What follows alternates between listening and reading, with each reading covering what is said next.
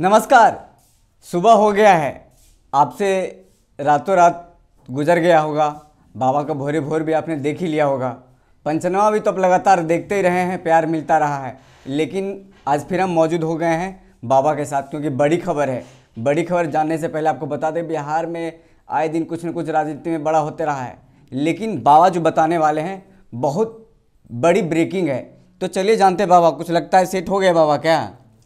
विशाल, सारा चीज़ तो आप ही लोग बताते हैं जी, और आप लोग जो चीज़ें लेकर के आते हैं, जो अलग अलग राजनेताओं का बयान लेकर के आते हैं, अलग अलग पार्टियों के फीडबैक लेकर के आते हैं जी, बैठकों का दौर चलता है, वहाँ से जो आप लोग के हाव भाव, आप लोगों से जो बातचीत होती है, उसके बाद की खबर हम निकालते हैं जी बा कि अगर कोई राजनीतिक दल के प्रवक्ता, नेता जो बात सामने से कहते हैं, उस बात के तह में कौन सी बात है जी। उनका जब हम देखते हैं वीडियो, तो हम उनके बॉडी लैंग्वेज को पहचानते हैं, उनके कुटिल मुस्कान को पहचानते हैं, उनके बोलने के तरीके को, हाव भाव को पहचानते हैं, हम आंखों को पढ़ते हैं जी।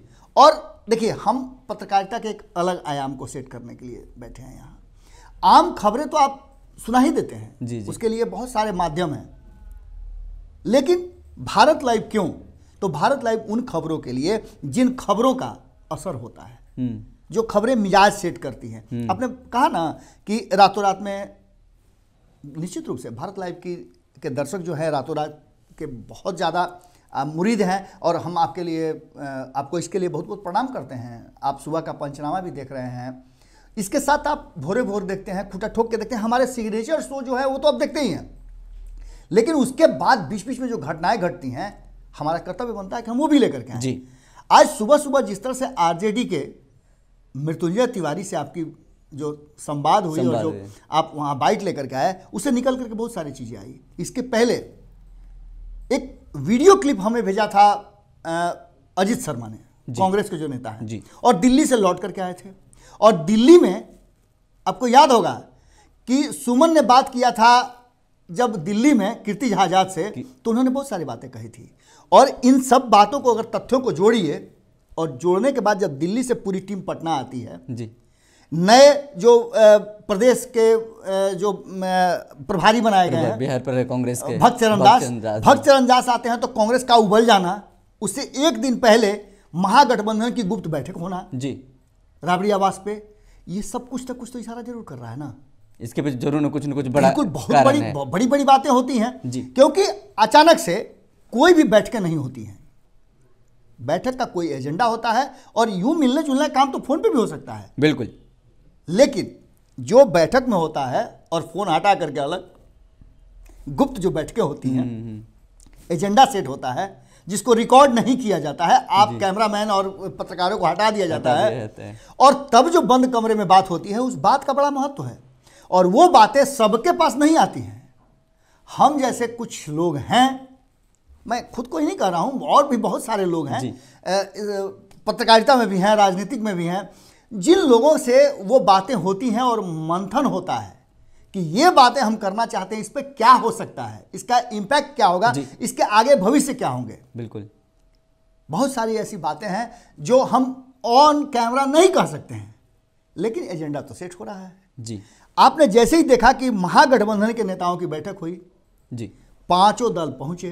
पांचों दल में तीन तो वाम दल हैं और कांग्रेस पहुंची, आरजेडी वहां मौजूद थी, और इनके बीच में जो मंत्रणा हुई, मंत्रणा से पहले और मंत्रणा के बाद जितना एग्रेसिव पहली बार हमने देखा, जब आप ले रहे थे इंटरव्यू मदन मोहन झा का, तो मैंने देखा कि मदन मोहन झा के चेहरे पर उतनी मजबूती मैंने पहली बार देखा है जी। बिल्कुल।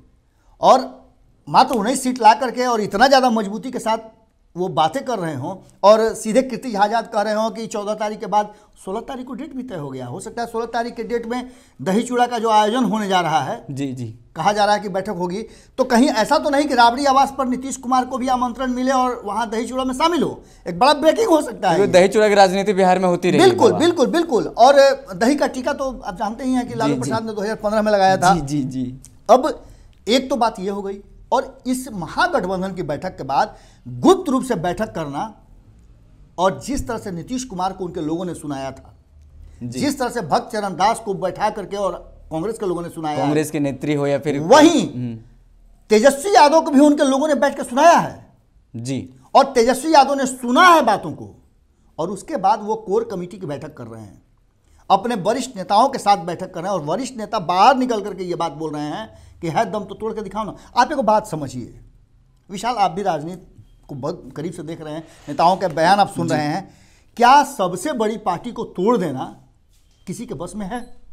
मुझे तो नहीं लगता बाबा। और इतनी पुरानी पार्टी जिसका एक अपना लेगेसी 15 साल तक सत्ता में रही है जी, उसने हमेशा, भारतीय जनता पार्टी को कहा जाता है कि ऐसी गंगा है, ऐसी गंगोत्री है कि जो वहां जाता है वो पाक साफ हो जाता है, पवित्र हो जाता है, उसमें पवित्र होने के साथ साथ उसमें समाहित हो जाता है, समाहित हो जाता है। गंगा अपने में सबको समा लेती है। जी, जी। आपने देख लिया 19 दल जुड़े थे, मुझे याद है कि एनडीए का गठन हुआ था तो 19 से 20 दल हुआ करते थे। आज के डेट में अब कितने दल बचे हैं आप देख लीजिए ना। सबसे पुराना शिवसेना उससे अलग हो चुका है, बचा किसी तरह से अपने अस्तित्व को बचा पाया।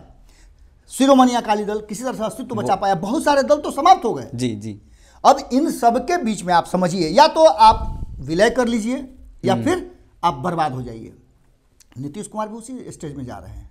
लगातार देख रहे हैं कि रेल के इंजन की तरह धकाधक कोयले के इंजन पहले हुआ करती थी जो बंद नहीं होता था, अब तो इलेक्ट्रिक इंजन है या डीजल इंजन है कि आप स्विच दबाते हैं तो इंजन स्टार्ट हो जाता है, एक बटन में सब कुछ हो जाता है। लेकिन पहले कोयले का इंजन होता था कि रेल खड़ी भी है ना तो कोयला डाला जाता था और इंजन हमेशा चालू रहता था, क्योंकि चालू करने में उसको टाइम लगता था। आज डबल इंजन की सरकार आ गई है। अब डबल इंजन की सरकार जो है, बार बार ये लालू प्रसाद कहते थे कि दोनों दो तरफ खींच रहे हैं।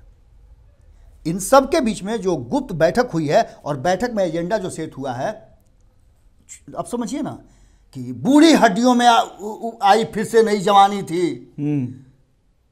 आपने देखा नहीं 80 साल की उम्र में कुंवर सिंह अंग्रेजों से लोहा ले लिए। अब उसी क्षेत्र के शिवानंद तिवारी और कड़क के बोलते हैं कि तोड़ के दिखाओ। ये बहुत बड़ा बात है बात है ना, बिल्कुल। उसके साथ इतना एडमिनिस्ट्रेटिव, जगतानंद सिंह को यह बात कहा जाता है कि सुनिए, कार्यालय में ताला बंद नहीं होता है, राजनीतिक दल के कार्यालय में ताला खोल के रखिएगा।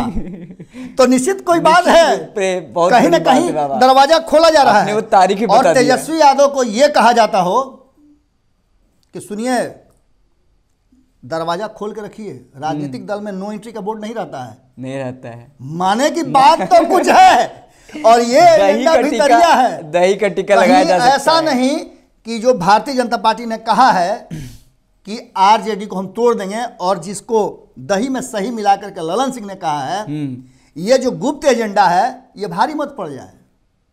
बिल्कुल। और तेजस्वी यादव, लालू प्रसाद, याद होगा आपको कि संपादक नमन मिश्रा जी ने कहा है कि पटना में जो सरकार चल रही है बिहार में, उस सरकार का एजेंडा जो है तय हो रहा है रांची में। तो इसका मतलब तो जरूर कुछ है। और ये एजेंडा जो सेट हुआ है और टाइट किया जा रहा है, कहा तो यहां तक जा रहा है कि तेजस्वी यादव ने साफ तौर पे कहा है कि चाहे किसी भी कीमत पर हो, आप अपनी पार्टी से एक भी विधायक को टूटने नहीं देंगे। और अजीत शर्मा का कड़कना सीएलपी लीडर होकर के जी कि तोड़ के दिखा लो, दम है तो बिल्कुल। शिवानंद तिवारी भी उसी मुखर अंदाज में कहीं ना कहीं एक बड़ी योजना है, और हो सकता है कि अबकी के सकरात महंगा पड़ जाए। मैंने कहीं ना कहीं बिहार की राजनीति में कोई ना कोई एजेंडा तो सेट करेगा। कारण कि एमवाई ध्वस्त हो ही रहा है जी, लवकुश समीकरण ध्वस्त हो ही रहा है। और ये ध्वस्त हो किसके कारण से रहा है? तो बीजेपी के कारण से। अब दोनों अगर ये बात समझ जाते हैं कि हमारे एमवाई समीकरण पर ग्रहण लगाया है बीजेपी ने, और नीतीश कुमार अगर ये समझ जाते हैं कि हमारे लवकुश समीकरण पर ग्रहण लगाया है कहीं ना कहीं बीजेपी ने, तो हो सकता है कि दो लोगों के अगर दुश्मन कॉमन हो तो दोस्ती फिर से हो सकती है। और एजेंडा भी कहीं ना कहीं तेजस्वी यादव को दे दिया गया है। बिल्कुल। तेजस्वी यादव 30 तारीख तक पटना में है, इसमें कोई दो राय नहीं है।